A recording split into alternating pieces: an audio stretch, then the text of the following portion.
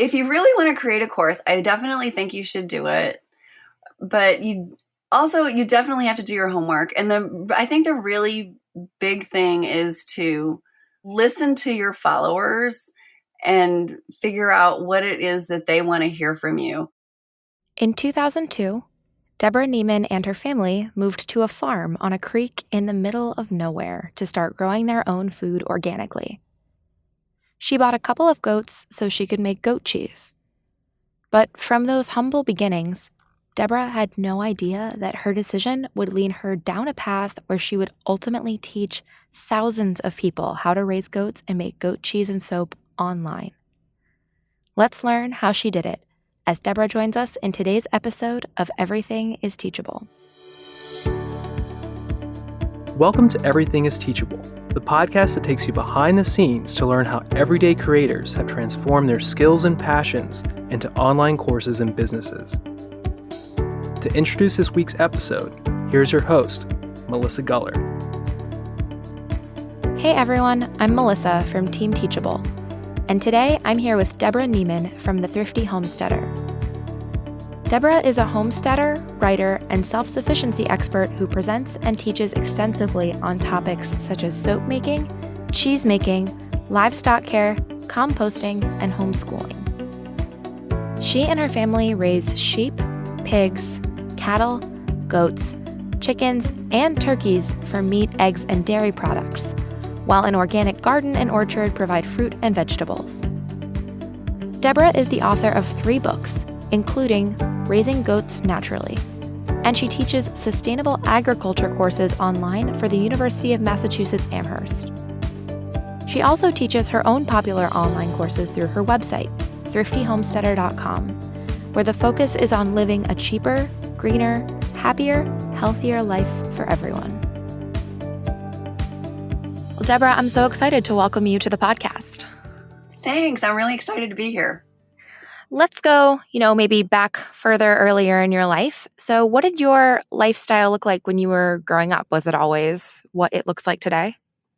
Nope, not at all. The only thing that might have given somebody a clue that I might be headed in this direction is that we did always have animals. We had backyard chickens when I was growing up. And I remember visiting my grandparents a lot, and I loved visiting my grandmother. And I think one of the early experiences with her is something that probably really kind of set the stage for me. And that was that they had a milk cow, and I helped her make butter one time. So that kind of taught me that everything that's in the store came from somewhere else. It used to be something else. It didn't just magically appear in the store. And so that led me to ask all kinds of questions how do you make peanut butter, and how do you make cheese, and how do you make all these things that most people just take for granted? That's fun to kind of have that curiosity as a kid and to ask questions like that. Mm-hmm. I'm not sure if you hadn't seen it. I certainly don't think I would have thought to ask where peanut butter comes from as a kid. I'm like, oh, it comes from the jar. Right. Yeah. And then, so as you're a kid, though, I know you mentioned being kind of around the churning butter and maybe a few animals, but what did your health and diet look like and the way that you just kind of lived day to day? I grew up eating tons of junk food and fast food and convenience food because my mother felt like she had really been liberated from the kitchen by modern products. And so I ate frozen pizza and canned ravioli and this kind of stuff. And I was sick all the time. And I was constantly being taken to the doctor, and my mother would get so frustrated. And the doctor said, well, some kids are just sickly. There's nothing we can do about it. Because she asked him one time, she's like, can't we do something about her being sick all the time? And he said, no, there's nothing you can do about it. And then when I got pregnant with my first child, I heard about the connection between your diet and your health. And that was this huge eureka moment for me. I had never heard that before. And I thought, wow, so maybe if our diet is different, then my children won't be sick all the time like I was. And I was really excited when that happened. We cleaned up our diet. I started reading labels. I was really upset to discover that there were no blueberries in my blueberry muffins. It was artificial colors, artificial flavors, and all this stuff. And so blueberry muffins are not health food by anybody's definition, but I started making them from scratch. So at least they had real blueberries in them and not all this artificial stuff. And after our children, we did have children, they were so healthy. Like, they weren't sick. And I really mean that. Like, I just couldn't believe how healthy they were. If they would sometimes say, that they've got a sore throat, I'd, say, well, why don't you lay down for a little bit and see how you feel when you wake up? And they would feel better. And I can tell you, so my youngest child actually never had antibiotics until she was a teenager. She had to have them because she got bitten by a cat. Oof. And my son had antibiotics once when he had an abscessed tooth, so, it was just so stunningly different to look at me, who was in the doctor's office every month taking antibiotics multiple times a year, compared to my children who were healthy.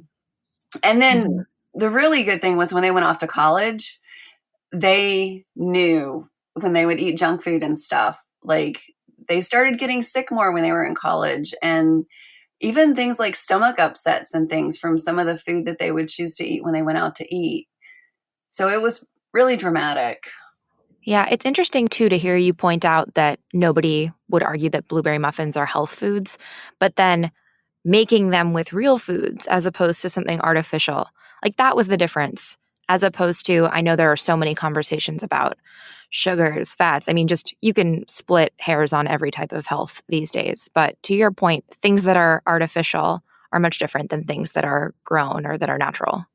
Yeah, exactly. And your body just doesn't know what to do with all of that artificial stuff, because throughout time, it's never had to figure out what to do. Well, what am I supposed to do with sodium carboxymethylcellulose?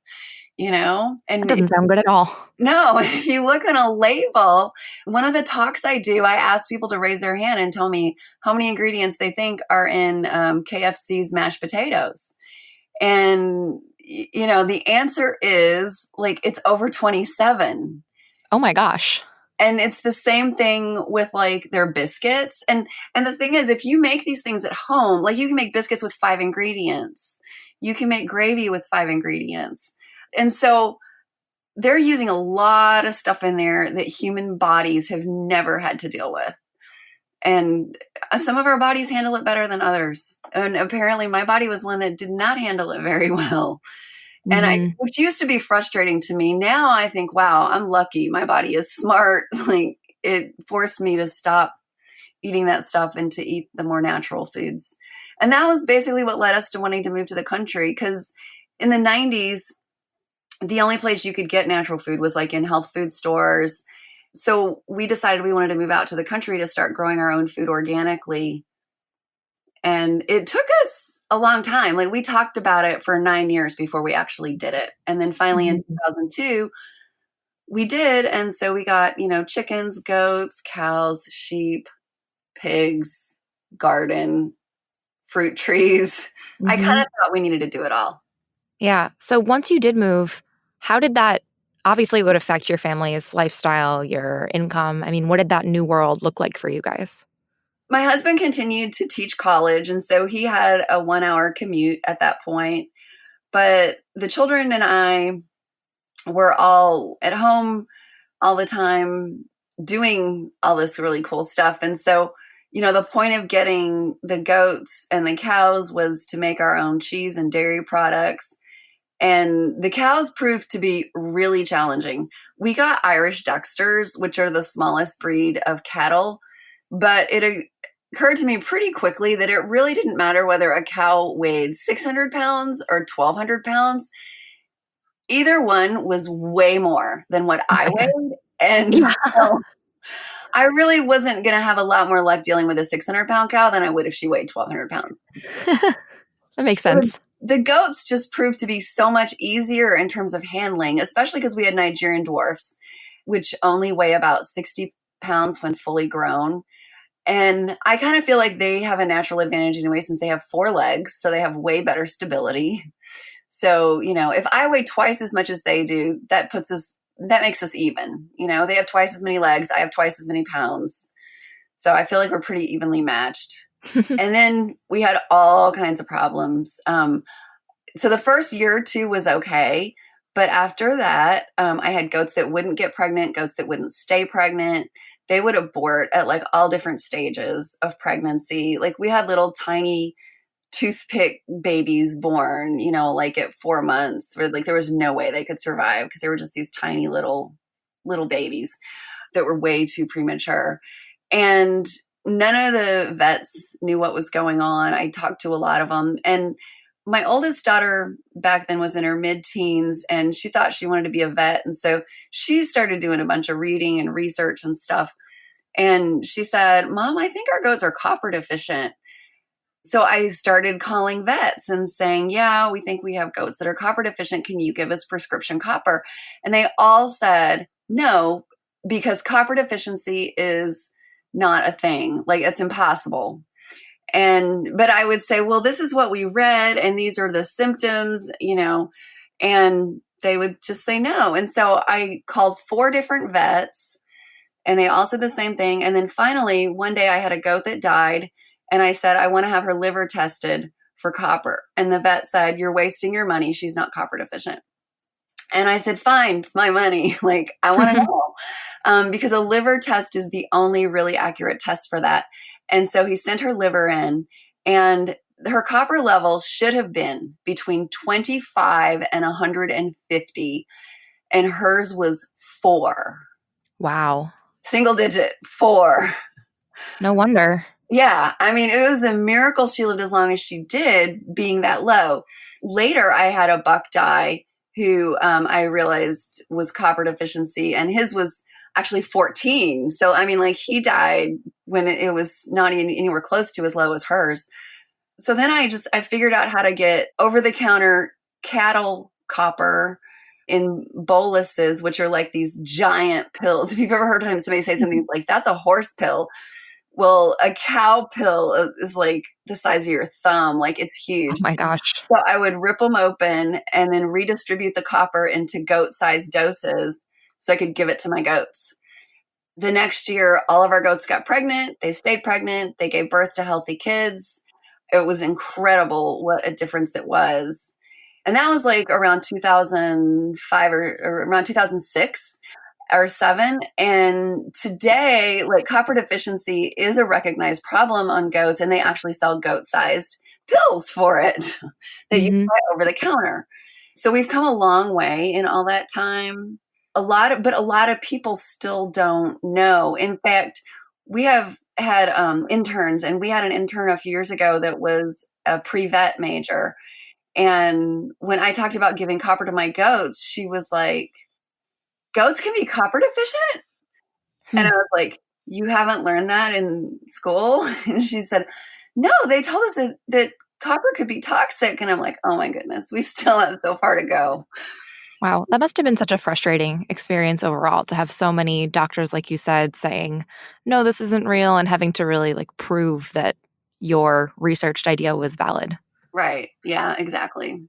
So I know you have, I don't want to spoil the plot of some of your online courses about goats, but going back in time before you even hit that point, once you did start to have healthy kids, I know you also kind of expanded your homesteading skills. So how did you kind of develop your own interests and passions once you guys had moved out there?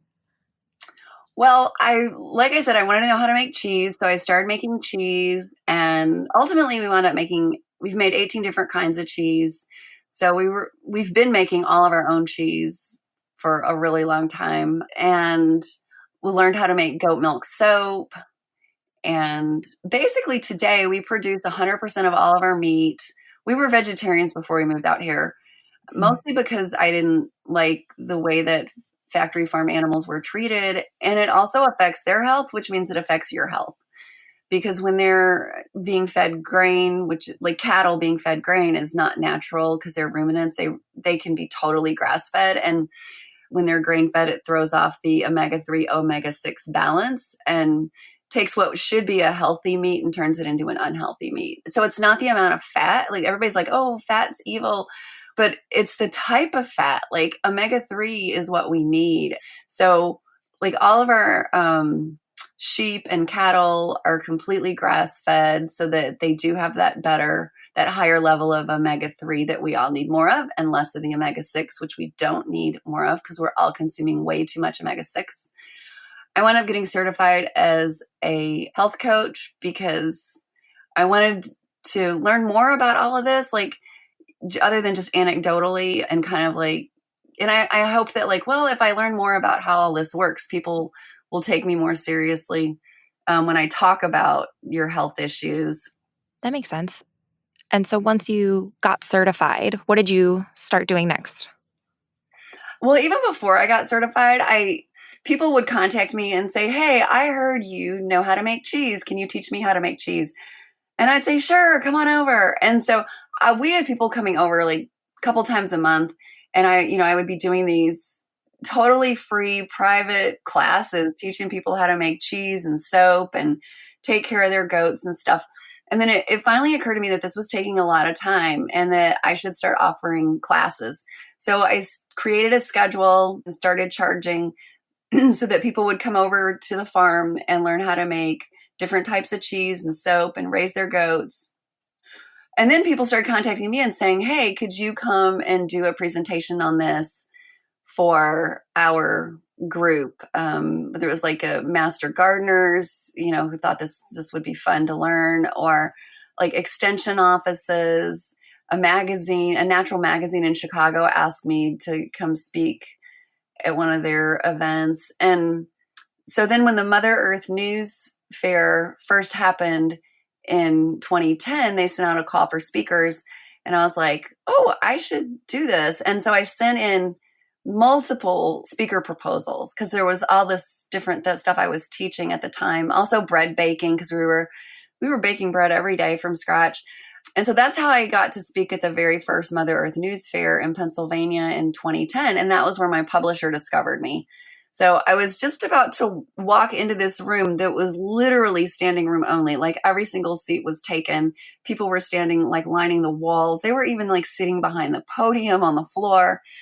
And I was about to have a panic attack because I had never spoken in front of that many people before. And then this woman walks up to me and says, hi, I don't mean to ambush you. I know you're about to go in there and speak, but my name is Heather. I'm from New Society Publishers. Here's my card. I'd like to talk to you about writing a book. And I was just like, oh my goodness. Okay. Sure. She's like, I know you've got to go speak now. So I just want to make sure we could connect before the conference is over. So just send me a text and we can set up a time.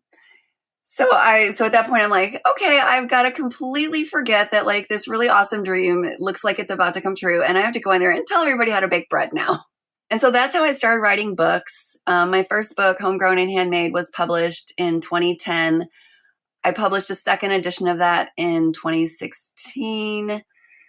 And then I published Eco Thrifty, Cheaper, Greener Choices for a Happier, Healthier Life in 2011. 2011 was the first book. Then 2012, 2013, they published Raising Goats Naturally. And then last year in 2018, I published a second edition of Raising Goats Naturally. So, and the goat thing, I think the goats just basically kind of bubbled up to the top as being my passion. Like the other animals are good, like the only reason we have pork is because I love bacon. Pigs are nice and, everything, but I don't know if it's because I had to work so hard to make it work with the goats. Like if we had so many problems or because they're such personable animals or what, but somehow they just totally stole my heart. And I wound up, really falling in love with them and doing tons of research on them. I mean, like we've had most of these other animals for just as long as we've had goats, but like my knowledge of chickens and pigs and sheep is, like maybe 20% of what my knowledge on goats is. Mm-hmm. And honestly, the other ones are just super simple for me. Like I haven't had any challenges with chickens, or the pigs or the sheep. Yeah, I think that's a great point, that because you had to really fight for some hard-earned knowledge about how to raise your own goats, I could see how that would both elevate your passion for it, but also give you maybe a feeling of, oh, like I figured this out. I know how to do this. And maybe I want to share this knowledge with more people. Right. And it's really sad when I see other people having challenges that are that I know they can overcome. So I like helping people with that. Yeah. So we've talked about the books. When did your blog come into the picture?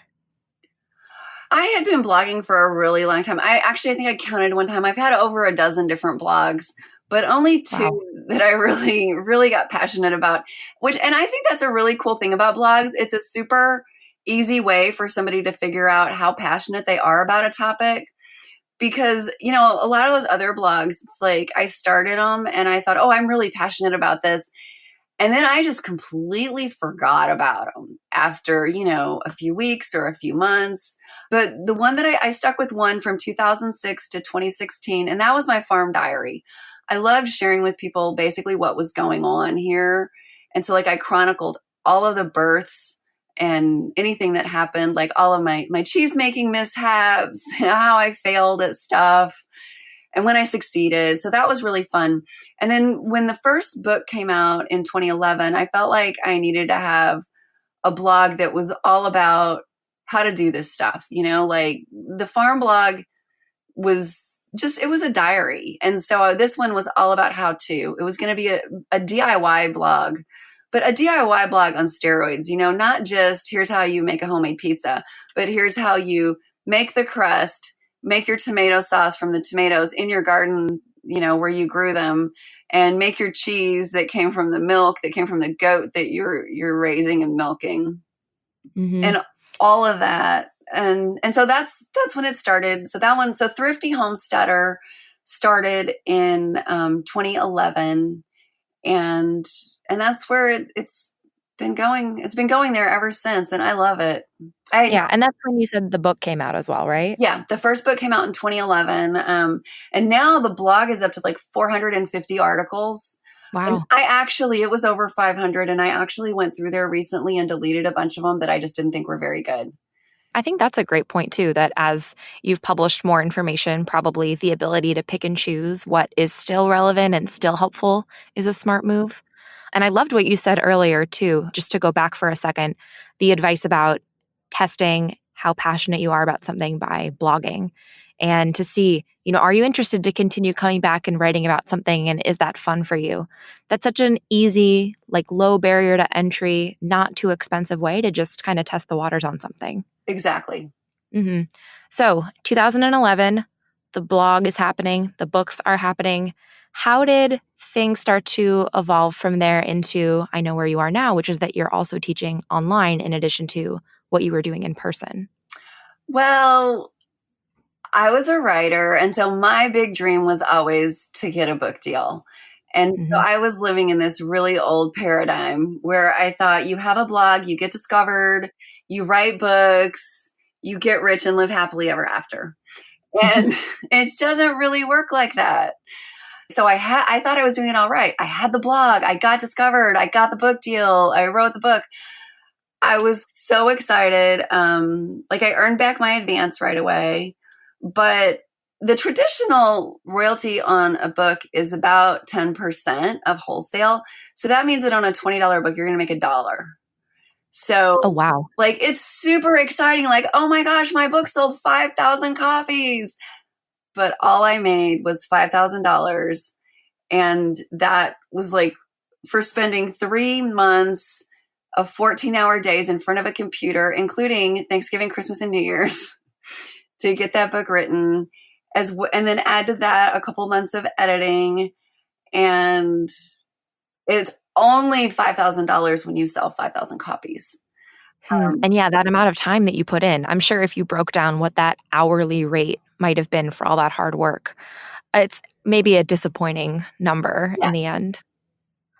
Yeah. So my publisher was super excited because they're like, oh my gosh, because the first print run was $5,000 and that sold out in 10 or 11 months. So it's $5,000 a year. Woohoo. It's still exciting too. Having that many books sold and imagining the number of people reading the book and the impact, that's still huge. But at the same time, you want to get paid for this knowledge that you have. Exactly. And so at that point, I had already signed contracts through book 3 to do a book a year. And so I continued with the other books. And because I love writing, I love sharing the knowledge, and yeah, it's exciting that thousands of people buy the books. But at the same time, in the back of my head, I was just like, the people working at McDonald's are making more money than I am. Oh, wow. Um, That's a pretty harsh reality to face. right, exactly. And so I started thinking like, there's gotta be a way that I can make a living at this, because this is not it. And then I don't even know how I learned about the online courses, but thank goodness somehow I discovered the world of online courses and thought I could make this. Looks like I could make more money at this. And then luckily right around that time when I was thinking, what am I going to do? Because I'd been telling people for months, because every time I would put on Facebook that I have another on-farm class, somebody would say, you need to do this online so that those of us who can't come to your farm can get these classes. So I'd been telling people for like a year, like I'm working on an online class. So I was surfing online one day and I saw something about Teachable, and I don't know who this guy is. I'm sorry. I wish I did. But he had a free course about creating a course in Teachable. And it was great. Like I signed up, I watched it, and I'm like, oh my gosh, that looks so easy. And so I went and I signed up for the free plan, and I basically I outlined my book. I made PowerPoints, and then I started doing lectures using iMovie on my Mac. I started doing lectures with the PowerPoints that I created. And after 7 hours of video, I realized that like that one book was way more than a class, and that there was so much more information that I could get into this than what people were even getting on my farm. Like the farm is cool because people are hands-on, they can touch the goats and stuff and do stuff. But when you're out there walking around talking, you forget a lot of stuff, like I would always be frustrated, like, oh, I should have told him about this and this. And I'm like, hold it. Like we went overtime, you know? That is Um, interesting because when you teach online, you have the ability to, still prep for a class the way that I'm sure you did for the in-person. But mhm. then if you forget something, you can add something in later, whether it's a little text description, whether it's an additional short video. You kind of have that option to be a little bit flexible. Right. Exactly. So I loved being able to put together the course on Teachable. So I finally got it out there to the world. So I started with the free plan, and then took me 6 months to get the course all put together. And then as soon as I was ready to go live, you guys did some kind of a promotion or something for the pro plan. And I was like, oh, perfect timing. Mhm. It included like, I think an hour or two of free onboarding, which I'm like, oh, perfect. So if I have any questions or whatever, I can get on Zoom or whatever service it was, but I never needed it. I found it really easy and intuitive. So it worked Mhm. great. And I still add stuff. And so now I've got, so Goats 101 was the course I created. And then the second course actually that I did was a free course. And that was meant to drive people to my funnel. And when I was trying to decide what to do for a free course, I am kind of embarrassed to admit now that my original idea is that I was going to just pull the housing information out of my Goats 101 and put that out there. And now I realize how insanely boring that would have been, and that like nobody would have signed up for that. But luckily, before I had a chance to make that huge mistake, I saw somebody somewhere said, look at what your readers and followers really need and want. And so I went into my blog stats and said, okay, what is my number one post? And it was my post about copper deficiency in goats. And I thought, wow, that's kind of crazy. Copper deficiency. And then I looked at like my Facebook stats and saw that like every single time I posted anything about copper, that the reach would go beyond 100%. Sometimes it would go 200%, 300%. Like people were really passionate about this topic. And so it kind of seemed crazy even to me, but I'm like, all right, well, I'm going to put together a course on copper deficiency. And I had a talk. Like I'd been asked to speak at conferences on copper deficiency. So I had a PowerPoint. So I just created a 30-minute lecture on it. And then I added, I had like about a 7-minute video where I'm like with a goat, like, explaining stuff about the goat and copper deficiency and how to give copper to a goat. And then another video that's like less than a minute about the importance of free choice minerals. And then I copied some blog posts and put them in PDF form with my logo on them so that people could print stuff out to read. Blog posts about copper. That was the free course. And I threw it out there, and I got up like the first day because I had like all my notifications on, for Teachable. I get up the next day, and like, in my Gmail, my Thrifty Homesteader Gmail, I have 150 or 100 emails per page. Every single one was, you have a new course sign up. You have a new course sign up. You have a new course sign up. I'm like paging through it. Oh my gosh. Oh my gosh. Oh my God. There were like several hundred people signed up within hours. That's so exciting. Yeah, it really was. And so I immediately went in and I turned off the automatic notifications. Well, it sounds like you did a lot of really smart things. One of them is seeing what your audience was interested in. I mean, like you said, that advice about see which blog post is the most popular or see what social content you've posted that people are really responding to. That's such a smart approach because then, as is evident by your many notifications the day this was released, it's something that people will want. Mm-hmm. And then the other thing you did is that you used content you already had. So you said you had this talk, you had different blog posts, and so you were able to create something free that wasn't totally new to you. So that's a good use of your resources and your time too. Yeah. So after that, so within the first week, it was about 1,000 people had signed up for it. Oh my gosh, that's so exciting. And now at this point, over 3,000 people have signed up for it. And where are these people finding you? Do you know how you're attracting people to your world? I'm not sure. So some of them come through my blog because I've got 3 posts on there now about copper deficiency and copper toxicity. And on each of those, like there's a link to the free copper course. It's like to learn more about copper, you can take my free course. And a lot of it is through social media sharing. Whenever I actually, like once a month now, I share on my Facebook page. If you want to know more about copper deficiency, check out this free course. And then every now and then, I think somebody just shares it in a group or something because all of a sudden I'll see like a dozen new signups one day. And once people do sign up for that free course, I know you mentioned the word funnel, but maybe for people who aren't familiar with the word funnel or what that might mean, what happens when a student signs up for your free course? What happens after that? They get an email welcoming them to the course and explaining why I have it and why I'm doing it for free. Because basically we had all these problems and nobody else should have to have those problems and learn things the hard way like we did. And there's early signs of copper deficiency that you can deal with before you've got goats dying. Because like we never had a buck live past the age of 3 for the first 5 years we had goats. And now I look back on pictures of those goats and I'm like, oh my gosh, I can look at the pictures and know they're copper deficient. So I don't want anybody else to have to learn this like we did.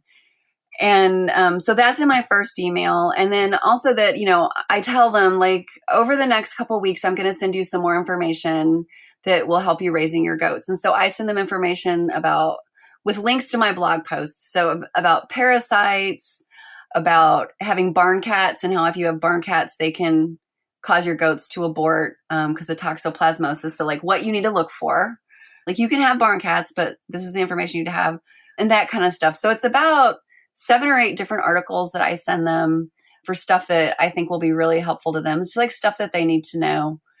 And then I also offer them the opportunity to purchase Goats 101 in there. And that if they do, they get, I include a 25% off coupon code for them if they want to purchase Goats 101. Mm-hmm. So you get them at first, just information about your free course, other information that comes from your blog. It's a great way to build a relationship with somebody. I think there's this big, maybe a misconception that you should go right in for a hard sell, or if you can trick somebody into signing up for your email list, then you should just push products or online courses on them. But your approach makes so much more sense because you get to really teach them and be truly helpful. And then if they enjoy the way that you teach, it'll feel like a no-brainer, I'm sure, for them to buy your course and be excited about learning more. Right. And I know a lot of people are afraid of people like buying a course, consuming all the content, and then asking for a refund. And in my experience, that has never happened. And this is actually the case. I think I just saw a statistic the other day that says something like 4 out of 5 people aren't even going to finish your course, which is really depressing to me. So one of the things I have now in GOATS 101, when they sign up for that, one of the things I send them is I say, I really want you to finish this course because you need this information. And to make sure that happens, you can sign up here. But if you click here, I will send you an email every week asking you how you're doing. And I really want to know. Mm-hmm. And a lot I'm of sure people can tell how sincere that is too. yeah. That's so, above and beyond, I think, for what a lot of online courses do.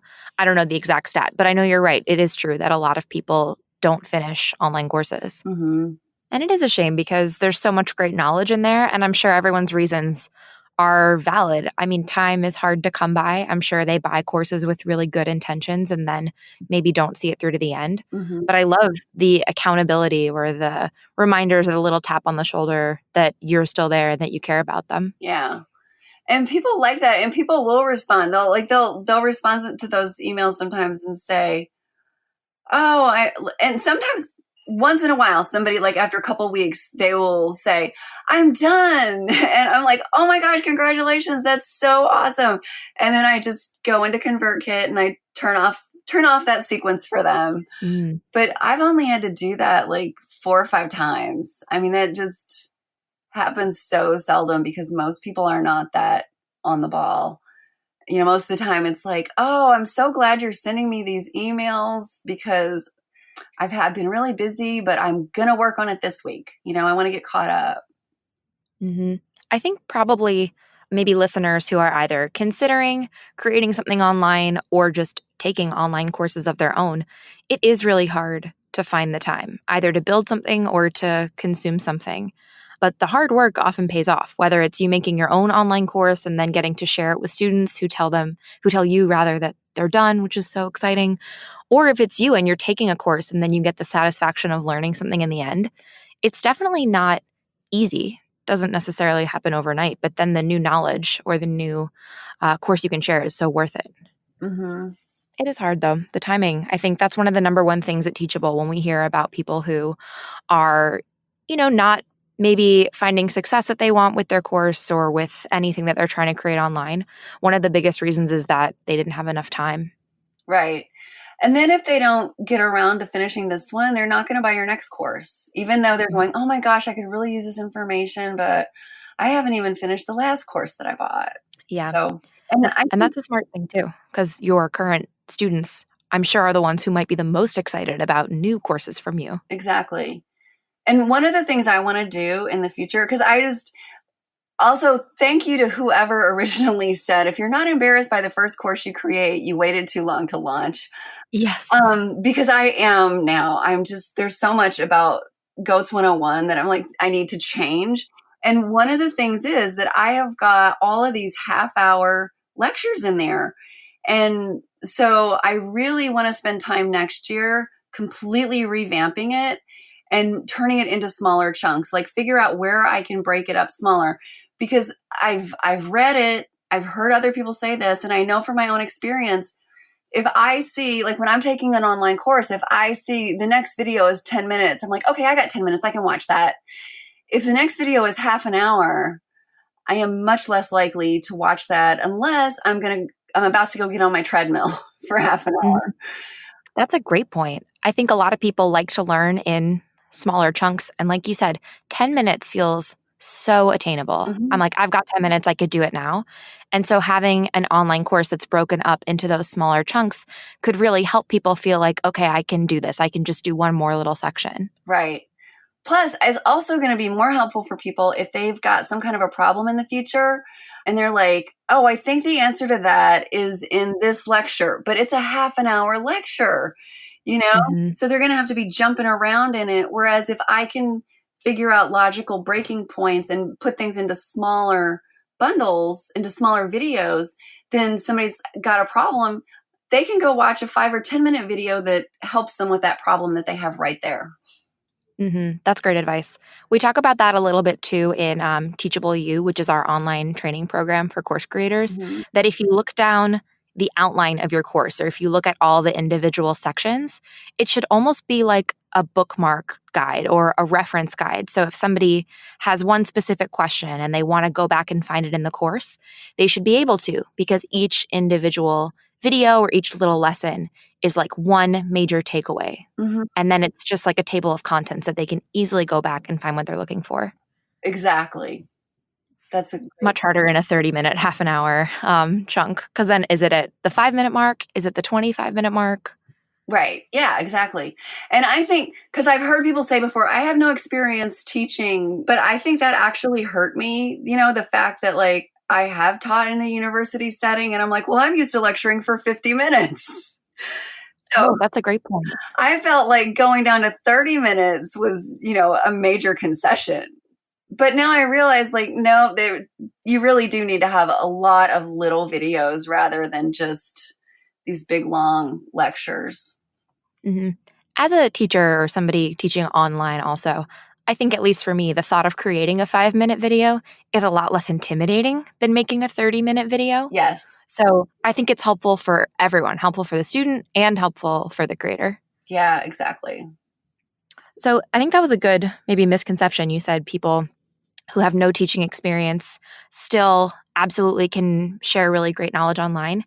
Do you think there are any other misconceptions people have about maybe your business or just, earning money online in general? One of the things that I've seen before, like on the Teachable group, is that people they don't have an audience yet, so they don't really know what their customer wants. Like they've got an idea and they want to put this class out there because it's interesting to them and they feel like it could be helpful to people, but they haven't really talked to anybody, or they don't have the blog yet, or they don't have the Facebook page to be building that audience and understanding exactly what people want and exactly what people are looking for. And that's really important. Yeah. In a lot of ways, it's not about you. The whole point is that you're sharing information with other people. And certainly it should be something that you have a passion for, something that you're interested in. But I think that's a great point about, thinking about the audience and what the audience needs. And if it's not online course first, maybe how do you recommend that people would get started? We talked a little bit about blogging before. There are a lot of people that talk about getting started with a Facebook group, that's a good place to find people with whatever interest, whatever topic you're interested in. And I think maybe even like starting out as a guest, like just become a member of Facebook groups that you think you want to develop an expertise in, and you start out in those groups just as a member, asking questions and answering questions. And then as people start to see you as somebody to turn to, like I know one lady in the goat world who she was so active in this goat group that a lot of people thought it was her group. And then she had a disagreement one day with the actual group owner and she left, and she grew a new group like faster than I even thought it was possible to grow a group, like tens of thousands, over 10,000 people really fast, because so many people were like, oh, she left. And somebody would go, yeah, she started a new group, and they would give the link to it. And that's all she wants to do. Like, she's just happy with her Facebook group. She doesn't have any aspirations even to write a book or anything. She just wants to share her passion and her knowledge. Yeah. Yeah, which is also, I think, a really wonderful goal. Right, exactly. Yeah, you can do it any way you want. In my situation, it's like I have to have a way to earn income. And if I can do it with this, talking about goats, I would much rather do it this way rather than going out and getting a job in marketing, which would be the alternative, and like marketing some product that I'm really not that passionate about. Mm-hmm. I think that advice you just gave about the Facebook groups is really important, because that's such a great way to get in the world where people are already talking about a topic that you like. Mm-hmm. And you don't have to have any tech knowledge whatsoever. You can join a Facebook group. You can find a community elsewhere. Like I know for some people, maybe Reddit, there are different forums in there. And then just start becoming an active member. And then you'll build credibility. You'll also see if you like talking about this topic a lot. I just think it's such a good small step that anybody could do today. Like on a lunch break, you could find a group or find a place to poke around and just leave some comments. Exactly. Yeah. And that was the thing. Like I learned how to homestead on Yahoo groups pretty much in the early 2000s because that was where everybody was. I was on like 15 groups, which sounded astronomical, in 2002. Like, whoa, you're on 15 Yahoo groups. Because I was like on 3 or 4 goat groups, a turkey group, a chicken group, a couple of general homesteading groups, a cheese making, soap making. Like I was in a group for everything. And I could sit there all day long, like on Yahoo group. I spent way too much time on those groups. That's such a good sign, though, Yeah. that it was something you really enjoyed talking about, talking with other people about, sharing knowledge on. It's such a good little green light that you were onto something. Exactly. Yeah. I honestly, I told you earlier, I started at like about a dozen different blogs. I can't even tell you the subject of most of those blogs today. That's pretty telling. Yeah. On the other hand, I'm sure trying out so many different topics. Once you then found the Farmer's Diary, the Thrifty Homesteader, the ones that really clicked probably felt different to you. Exactly. Yeah. So it's a good way to test it out. I would think about it. Like stuff would be like I would be doing something else and I'd be like, oh, I have to write about this on my blog. That's very telling too. Like just that impulse, like, oh, I want to share about this. Right. Yeah. So for anybody listening, I'm sure a lot of people could be in very early stages, maybe wondering, should I blog about X? Should I talk about Y? Maybe for now, just join a couple different groups on all kinds of different topics and then see which one you're naturally drawn to, or try blogging about a few different topics and see which ones you just kind of instinctually keep coming back to or keep thinking of new ideas for. That's great advice.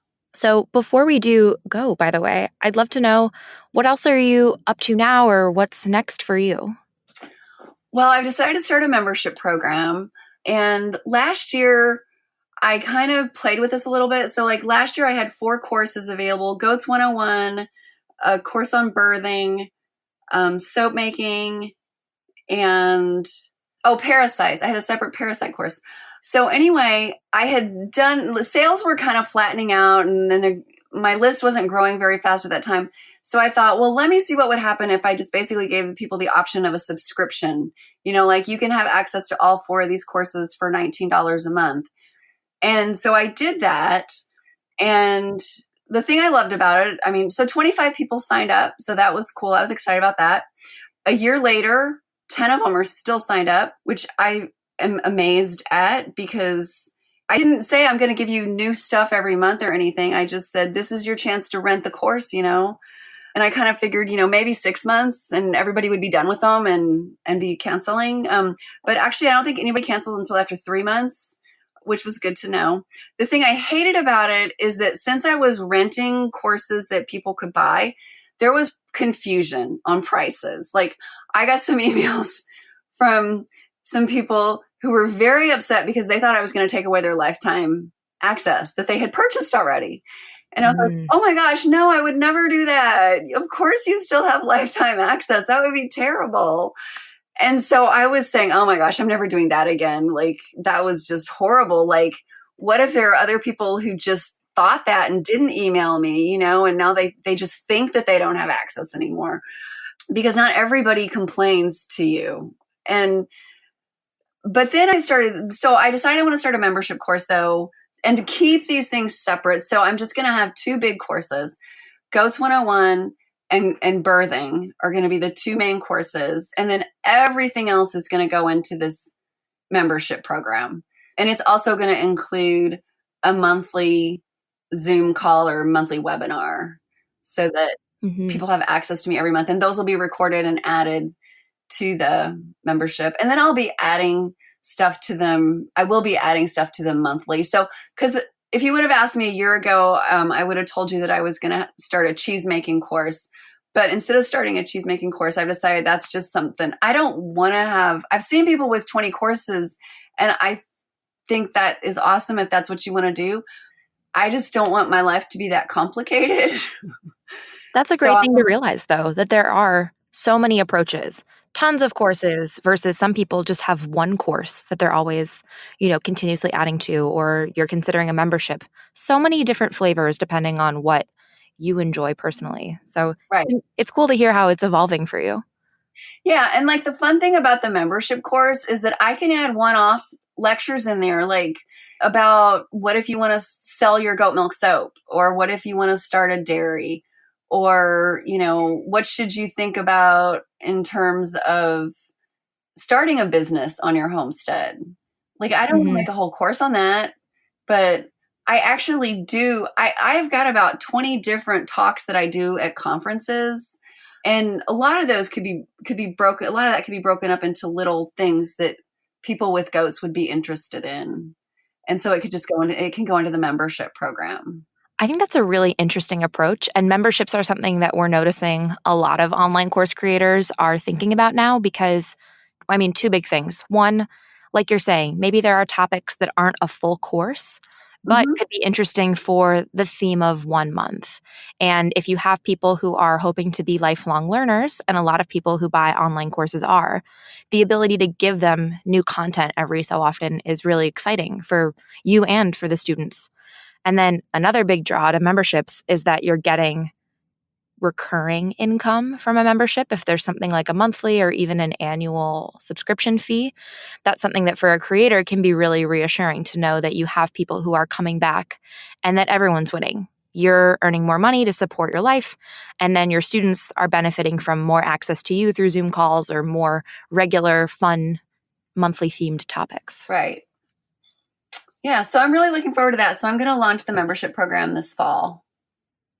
That's very exciting. Well, actually, right on track before we go, how can people keep in touch with you, learn more about their own goats and their own soap questions? And then if they are curious too, how can they maybe get on that list to hear about your membership? I am online all over the place at Thrifty Homesteader. So my website is thriftyhomesteader.com. And you can find me on Facebook, Instagram, and Pinterest at Thrifty Homesteader. Perfect. And I'll make sure we have links to everything in our show notes as well. Okay, awesome. Thank you. Yeah. Well, one more question before we go. Do you have any final words of wisdom or maybe any inspiration for anybody listening today? If you really want to create a course, I definitely think you should do it. But you definitely have to do your homework. And I think the really big thing is to listen to your followers and figure out what it is that they want to hear from you. Because I tell you, I was like just dying to pivot into the health space for like the last 3 or 4 years. I'm like, I want to start talking about human health. And then all of a sudden this summer, it finally clicked. It's like, why do I want to leave this wonderful niche where I have authority, where I can really help people, where there is nobody else that has my knowledge and experience, and move into a field that is just overflowing with people and information and websites, and where no one sees me as an authority. So really think about how you can make the biggest impact on the world. And it was really funny because I recently had this huge wake-up call when I was thinking like, well, I love goats and I am helping make goats' lives better by educating their owners. And then I got an email a few weeks ago from a man in Myanmar who said he was having problems with his goats and he couldn't afford to take my course. And that he has an orphanage with 35 children, and that raising the goats is how he supports the orphanage. And he's like, will you help me? And I was like, oh my goodness. Yeah, I will help you. What a shot to the heart. Wow, that's such I a know touching it story. was. It's like here all along I thought I'm just helping goats. But I know I have a lot of followers too. Like 75, 80% of my followers are in the US. So I know I have followers in other countries. And it never occurred to me that like, I'm not just affecting goats' lives, like in many cases, I am affecting human lives too. Mm-hmm. So you never know. It like you just may not realize what kind of an impact your knowledge can have on people and how much it can help them. Yeah, I love that. And like you said, you have a lot of knowledge about goats. I don't know if anybody could have guessed that could be something that's having a major, major impact on maybe a child's life in another country, but your course is. Right. Doesn't matter how niche the topic. I think any knowledge that somebody has to share will be exactly what somebody else needs to hear. Right. Well, on that note, I hope that people do check out your website just for the goat photos alone. Adorable. Totally worth it. And it's been such a pleasure having you. So thank you again, Deborah, for joining us on the podcast. All right. Thank you so much for having me. It was a lot of fun chatting. Thanks so much for joining us this week.